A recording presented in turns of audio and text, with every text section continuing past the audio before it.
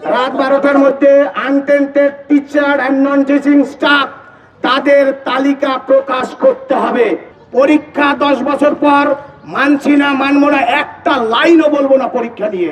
রাজ্য সরকার, মমতা বন্দ্যোপাধ্যায় আমাদের মুখ্যমন্ত্রী, তিনি আমাদের প্রিয় মুখ্যমন্ত্রী। তিনি যদি মনে করেন তার ওই চেয়ারটা খুব ভালো লাগে, তাহলে সেটা ভালো লাগুক। আজকে রাতের মধ্যে 12টা হোক, 10:30 হোক, এসএসসির যেটাকে অটোনমাস বডি বলছে, এসএসসি অটোনমাস বডি, কিন্তু পেছন থেকে চালায় রাজ্যের মুখ্যমন্ত্রী। কেন দেখেননি নোটিফিকেশনের বিষয়? নবান্ন থেকে প্রেস কনফারেন্স করে বলেছিল। আমাদের বক্তব্য হচ্ছে আজকের রাত 12টার মধ্যে untainted teacher and non teaching staff তাদের তালিকা প্রকাশ করতে হবে। যোগ্য তালিকা দিন, আমাদেরও কলঙ্কের হাত থেকে মুক্তি দিন, যোগ্যদের চাকরি ফেরত দিন।